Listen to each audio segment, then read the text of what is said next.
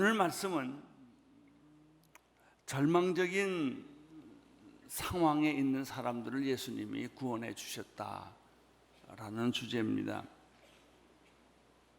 야이로라는 회당장이 있었습니다. 그에게 12살 된 어린 딸이 있었는데 이 아이가 죽을 병에 걸렸습니다. 이 죽을 병이라고 하는 것은 병을 알면 그런 대로 위로가 됩니다.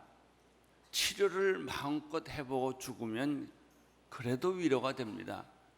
그런데 병을 알지 못하고 죽을 때, 치료도 제대로 해보지 못하고 죽을 때 그 부모의 가슴은 찢어지는 것이죠. 회당장의 어린 딸이 죽게 됐다는 것입니다. 절망이죠. 또 한 사람이 나타나는데 12년 동안 피가 멈추지 않고 계속 흐르는 병을 가진, 혈루병을 가진 여인이 예수님을 만나서 치료를 받았다는 그런 내용입니다. 마가복음 5장 23절을 보시겠습니다. 시작. 예수께서 배를 타고 다시 호수 틀렸습니까? 21절 시작. 예수께서 배를 타고 다시 호수 건너편으로 가셨습니다. 예수께서 호숫가에 계시는 동안 많은 사람들이 예수께로 모여들었습니다. 그때 야이로라 불리우는 회당장이 예수께 와서 예수를 보고 그 발 앞에 엎드리고 간절히 애원했습니다. 제 어린 딸을 죽어갑니다. 제발 오셔서 그 아이에게 손을 얹어 주십시오. 그러면 그 아이의 병이 낫고 살아날 것입니다. 예수님은 참 바쁘셨습니다. 쉴 틈이 없으셨습니다. 호수 건너편으로 자리를 옮겼을 때 야이로라고 하는 회당장, 종교인이죠. 기다리고 있었습니다. 그 사람은 종교 지도자였지만 자기의 딸이 알 수 없는 병에 걸려 죽게 된 것입니다. 절망에 빠져 있는 사람입니다. 그는 즉시 예수님의 발 앞에 엎드려 간절히 애원을 했습니다. 제 어린 딸이 죽어가고 있습니다. 제발 오셔서 이 어린 아이에게 손을 얹어 주십시오. 그러면 이 아이가 낫고 살 것입니다. 이 회당장에는 예수님에 대한 믿음이 있었다고 하는 것입니다. 생각해 보십시오. 종교인이 아니라 할지라도 어린 자식이 죽어가는데 고통스러운 아버지가 아닌 사람이 어디 있겠습니까? 저는 그런 분들을 여러 번 봤어요. 아이가 숨 넘어갈 때 아버지는 내가 대신 죽었으면 좋겠다. 그런 심정을 갖습니다.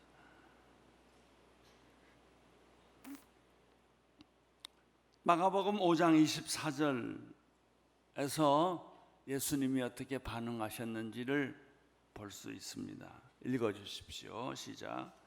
그러자 예수께서 그와 함께 가셨습니다. 많은 사람들이 따라가면서 예수를 둘러싸고 밀어댔습니다. 여기서 재미있어요. 예수님이 말없이 그와 함께 가셨다는 것이죠. 말없이 따라가시는 예수님. 때로는 예수님께서 우리의 기도를 말없이 들어주십니다.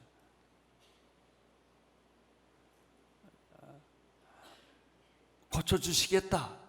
내가 내 집에 가겠다. 이런 말을 하시지 않으셔도 이미 예수님의 발걸음은 우리를 향해서 옮기고 있다는 것이죠.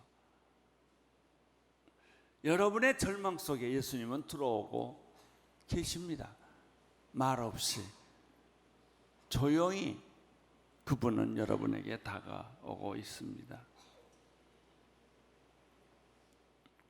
사람들이 주변에 몰려들기 시작했습니다.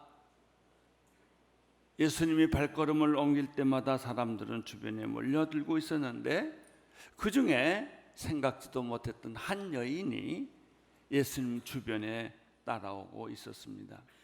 이 여인은 12년 동안 혈루병으로 아주 고생을 했던 여인입니다.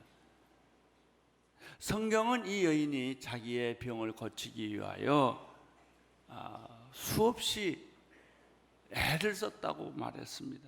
많은 의사를 찾아다녔고 그래서 가지고 있는 돈을 다 썼다고 말했습니다. 병은 고쳐지지 않고 의사를 찾아갈수록 더 악화됐다고 말했습니다. 25절에서 26절까지 말씀을 같이 읽어보겠습니다. 시작. 그 가운데 혈루병으로 12년 동안 앓고 있던 여인도 있었습니다. 이 여인은 여러 의사들에게 치료를 받으며 고생도 많이 하고 재산도 다 잃었지만 병이 낫기는커녕 악화될 뿐이었습니다. 이런 분들이 우리 주변에 참 많아요. 애를 쓰면 쓸수록 덫에 빠진 것처럼 더 나빠지는 것이죠.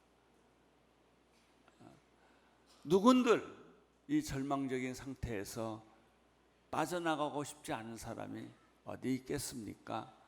병뿐이겠습니까? 우리 인생사 여러 가지 일에 한번 얽히면 낚시 바늘에 꿰인 것처럼 몸부림칠수록 더 어려워지는 경우들이 많이 있지요. 생각해 보십시오. 이 여인의 심정을. 죽지 못해 사는 것이 아니겠습니까? 어디를 가겠습니까? 이 여자에게서는 돈이 다 떨어졌기 때문에 새 옷을 갈아입을 형편도 못 될 것이고 빨래도 제대로 못했을 것이고 몸에서 냄새가 났을 거예요. 얼굴은 빈혈로 가득 찼을 것입니다.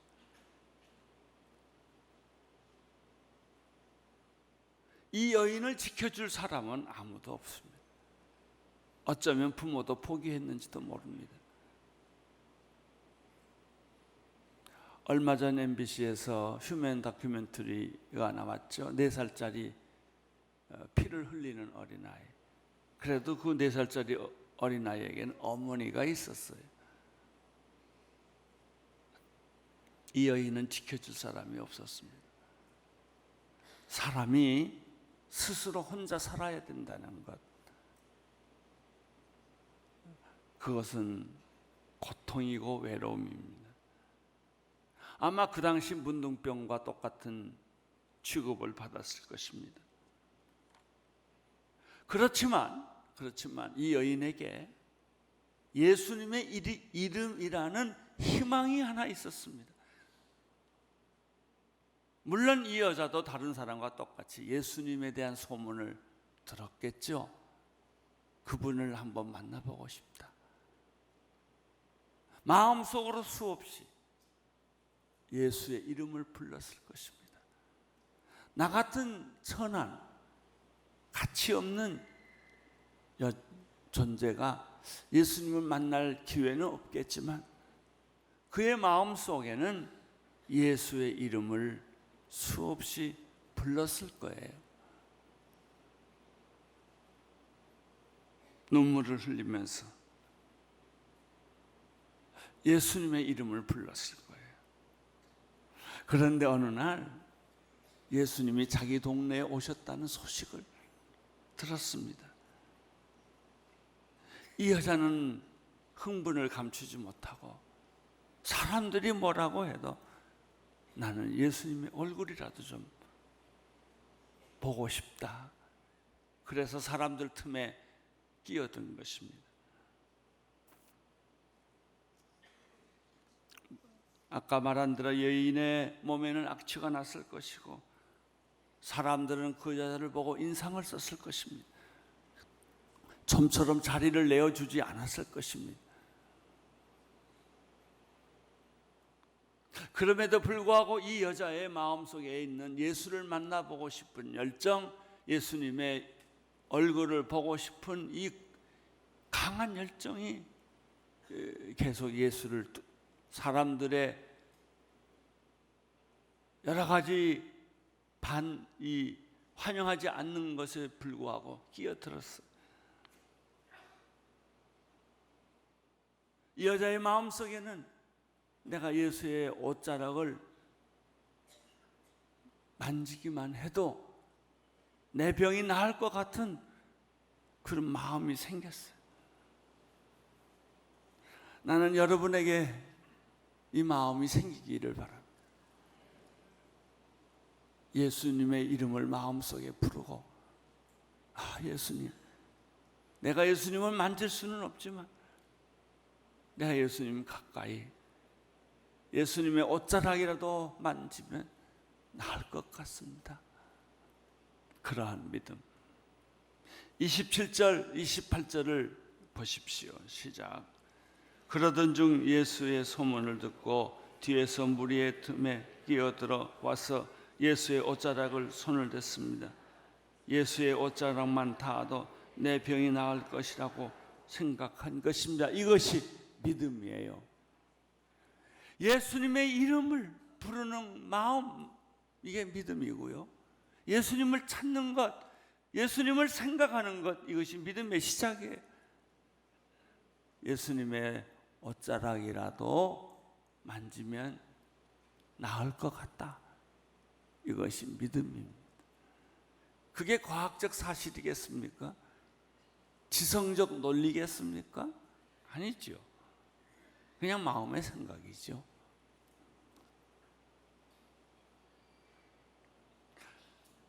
그렇게 해서 예수님의 가까이 가서 옷자락을 만지는 순간 그 흐르던 피가 멈췄다는 거예요. 이 얼마나 놀라운 사실입니까? 이 여자는 자기에게 변화가 온 것을 알았어요. 피가 멈춘 것을 알았어요. 여인도 알았고 예수님도 알았습니다. 29절 30절을 보겠습니다. 시작. 그러자 곧 출혈의 근원이 마르면서 이 여인은 자신의 병이 나은 것을 몸으로 느낄 수 있었습니다. 동시에 예수께서도 자신의 몸에서 능력이 나간 것을 알아차리셨습니다. 예수께서 사람들을 돌이켜 보며 물으셨습니다. 누가 내 옷자락에 손을 댔느냐? 31절 34절 제자들이 대답했습니다. 이렇게 많은 사람들이 밀려대는 것을 보시면서 누가 손을 대었느냐고 물으십니까? 그러나 예수께서 누가 옷을 만졌느냐 알아보려고 둘러보셨습니다. 그러자 자기에게 일어난 일을 알고 있는 이 여인이 와서 예수의 발 앞에 엎드려 두려움에 떨면서 사실대로 말했습니다. 예수께서 여인에게 말씀하셨습니다. 딸아, 내 믿음이 너를 구원했다. 이제 안심하고 가거라. 그리고 병에서 해방돼 건강하여라. 제자들은 이 사건을 이해하지 못했습니다. 때로는 우리가 설교 들으면서도 이해 못할 때가 참 많습니다. 예수님이 괜한 말씀 하신다 라고 생각한 거죠. 그러나 당사자인 이 여인은 알았죠. 왜? 자기 몸에서 이상한 변화가 일어났기 때문이에요. 두려움에 떨면서 예수님의 발 앞에 이 여인은 엎드려 사실을 고백했습니다. 이것이 진짜 크리스천과 가짜 크리스천의 차이예요. 교회를 나와도 설교를 들어도 말씀을 읽어도 뭐가 뭔지 안 느껴지는 거예요. 아니, 글자를 모르겠습니까? 뜻을 모르겠습니까? 그런데 안 느껴지는 거예요. 나하고 상관이 없는 거예요. 예수님이 괜히 쓸데없는 말씀을 하신다라고 생각하는 거죠. 그러나 어떤 사람에게는 그 하나님의 말씀이 내 속에 들어와서 나를 변화시킨 거예요. 갑자기 내가 변하고 마음이 울렁거리고 기쁨이 내 안에서 솟아나고 생명이 내 안에 움틀거리는 것을 느낀단 말이죠. 내 속에 변화가 일어나고 있네.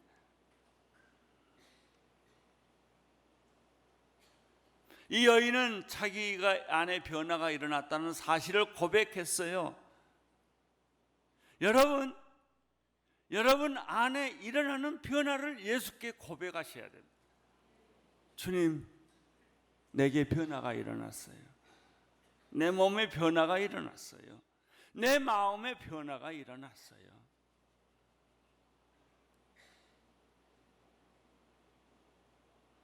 예수님의 반응이 어떻습니까? 세 가지가 있었어요. 첫째, 병이 났는데 예수님은 더 높은 축복의 말씀을 해주셨어요.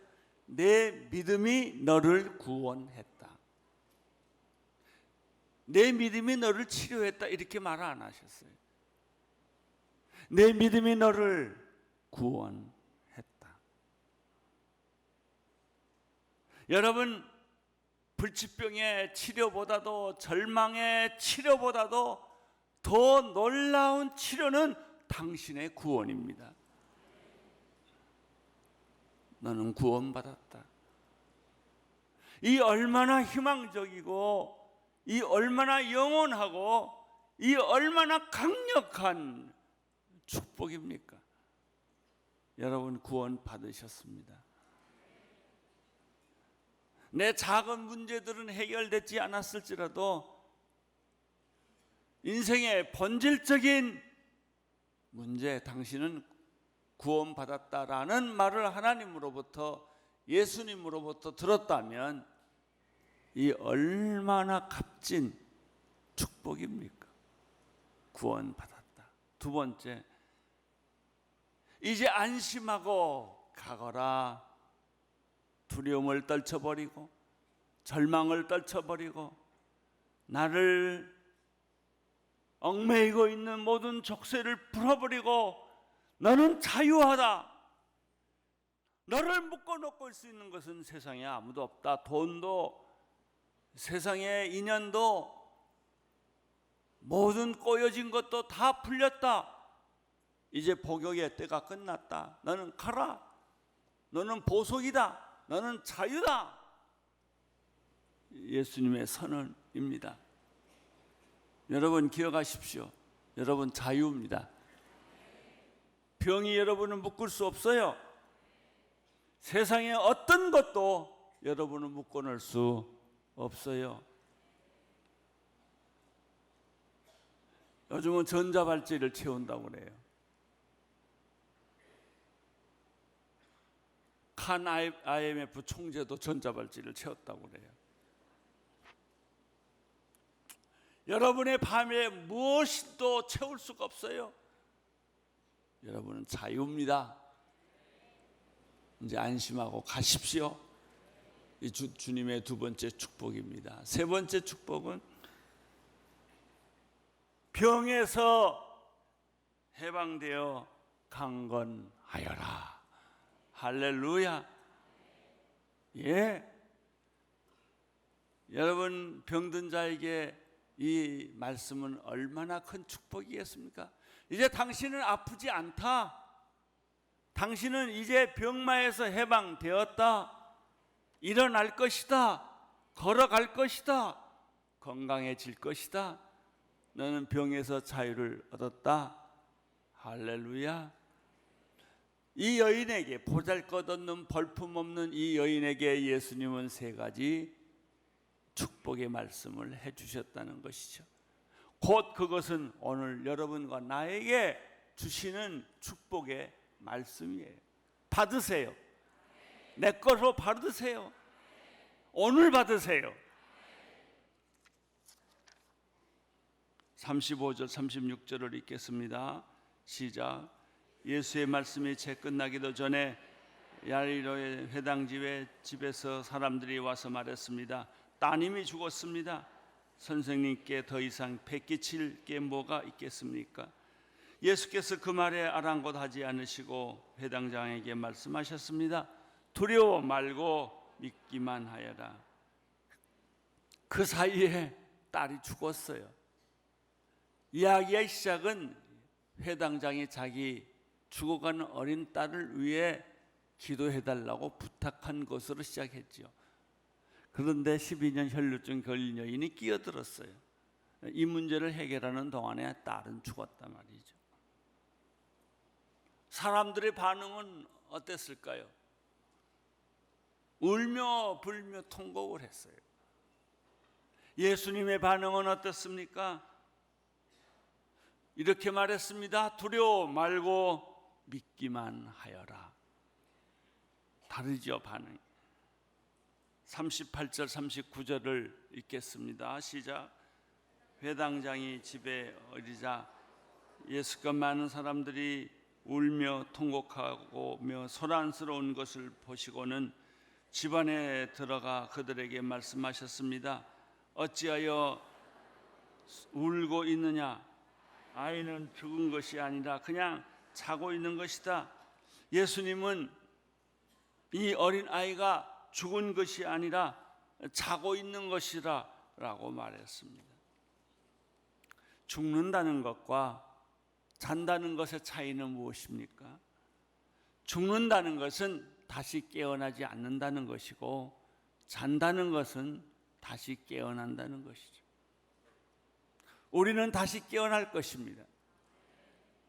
우리가 언젠가 죽을 터인데 죽고 나면 하늘나라에서, 천국에서 다시 깨어날 것입니다.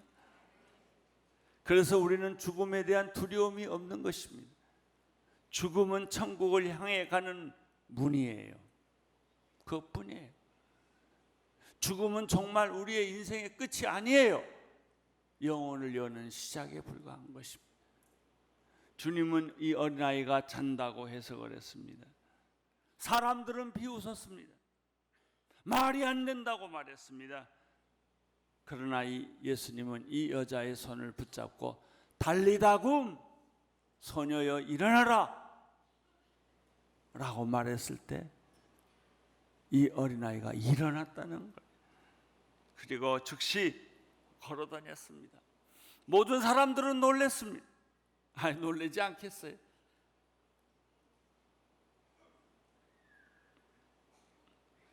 예수님은 이 사실을 많은 사람들에게 알리지 말라고 하면서 어린아이에게 떡을 주어라 라고 말했습니다. 40절부터 쭉 43절까지 읽겠습니다. 시작. 그러자 사람들이 예수를 비웃었습니다. 예수님께서 사람들을 보고 밖으로 내보내시고 아이의 부모와 함께 있는 제자들만 데리고 아이가 있는 방으로 들어가셨습니다. 예수께서 아이의 손을 잡고는 아이에게 달리다굼 하셨습니다.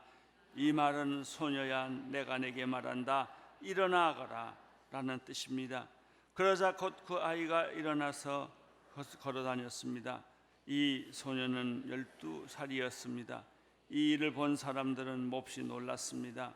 예수께서 이 일을 아무에게도 알리지 말라고 말씀하셨습니다. 그리고 아이에게 먹을 것을 주라고 말씀하셨습니다. 예수님은 바쁜 가운데서도 절망 가운데 빠진 사람들, 희망을 잃어버린 사람들, 인생을 포기한 사람들에게 희망이 되셨다는 것입니다.